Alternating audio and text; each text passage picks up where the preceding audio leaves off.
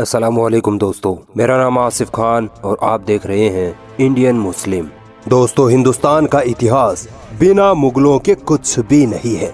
मुगलों की ही वजह से दुनिया ने हिंदुस्तान को जाना पहचाना। मुगलों के दौर में ही हमारा हिंदुस्तान पूरी दुनिया की अमीर तरीन सल्तनतों में गिना जाता था। बादशाह अकबर की हुकूमत में भारत कई बुलंदियों पर पहुंचा। पिछले एपिसोड में हमने देखा था कि किस तरह बादशाह अकबर ने पूरे हिंदुस्तान को फतह किया। फिर हल्दी घाटी के युद्ध में महाराणा प्रताप को हराकर राजपूतों की ताकत को रौंदा।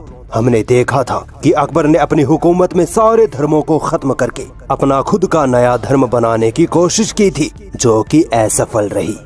अकबर जब बूढ़ा होने लगा तब उसे ये डर सताने लगा कि उसके बाद उसकी सल्तनत कौन संभालेगा। मगर अकबर की राजपूत रानी हरका बाई के पेट से सन 1569 ईस्वी में एक लड़के ने जन्म लिया, जिसका नाम सलीम रखा गया।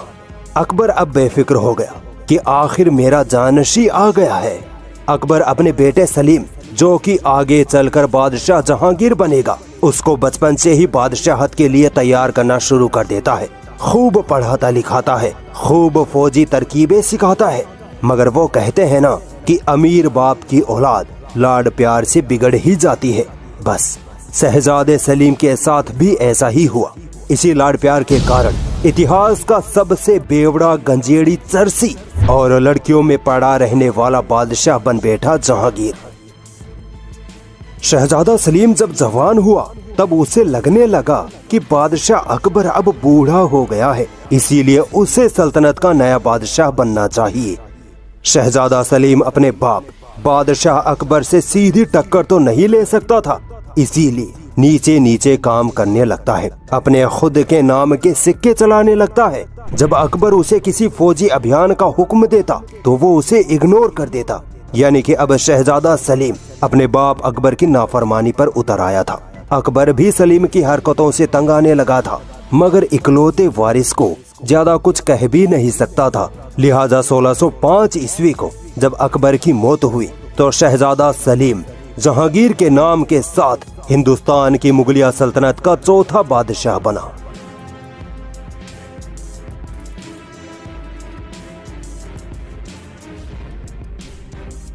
बादशाह जहांगीर नशे का आदी जरूर था, मगर काबिलियत में अपने बाप अकबर के बराबर ही था।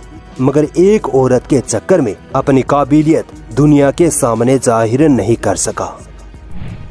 दोस्तों, मेवाड़ एक ऐसी राजपूत रियासत थी जो कभी भी परमानेंट मुगलों के हाथ में नहीं आई थी। मुगल जब भी राजपूतों से मेवाड़ जीतते, राजपूत किसी तरह वापस मेवाड़ को मुगलों से छीन लेते। मगर जहांगीर वो बादशाह था जिसने बिना जंग के ही मेवाड़ को परमानेंट ही मुगल सल्तनत में मिला लिया था। जहांगीर ने इतनी राजपूत रानियों से निकाह किया कि सारे राजपूत जहांगीर के साले संबंधी बन गए और राजपूतों ने अपनी रियासतें मुगलों को सौंप दी। मेवाड़ भी उन्हीं रियासतों में से एक रियासत थी। दोस्तों, अब बात करते हैं उस औरत की जो एक सामान्य परिवार से उठकर पहले बादशाह जहांगीर की बीवी बनती है और फिर मुगलिया सल्तनत की सत्ता को अपनी मुट्ठी में करती है। बादशाह जहांगीर की सल्तनत में गयास बेग नाम का एक अधिकारी था, जिसकी एक बेटी थी मेहरुन्निसा, काफी पढ़ी लिखी, समझदार और खूबसूरत।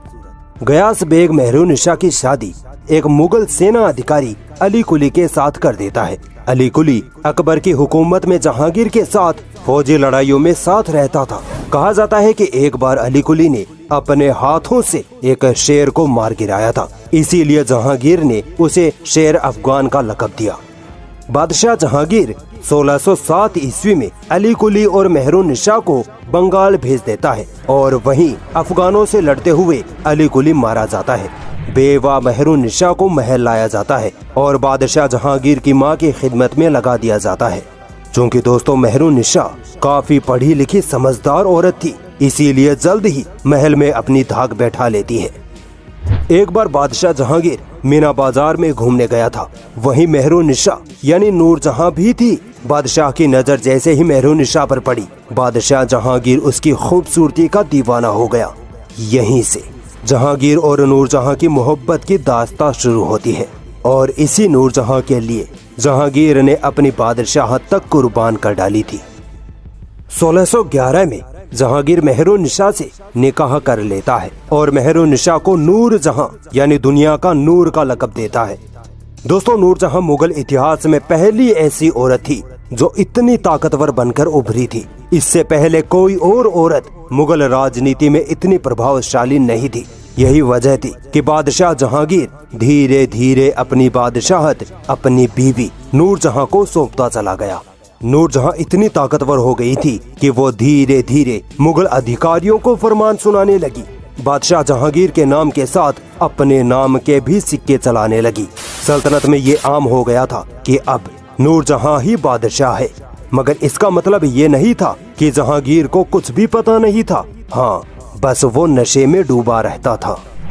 1622 तक नूरजहां और जहांगीर साथ मिलकर सल्तनत संभालते रहे, मगर इसके बाद नशे की बुरी लत की वजह से बादशाह जहांगीर की तबीयत इतनी बिगड़ी कि वो बेड रेस्ट पर आ पहुंचा। इसके बाद 1622 से 1627 तक नूरजहां ने अकेले अपने दम पर पूरी सल्तनत संभाले रखी और फिर 1627 में जहांगीर की मौत हो गई। जहांगीर के मरते ही उसका बेटा खुर्रम यानी शाहजहां मुगल सल्तनत का 5वां बादशाह बनकर गद्दी पर बैठा।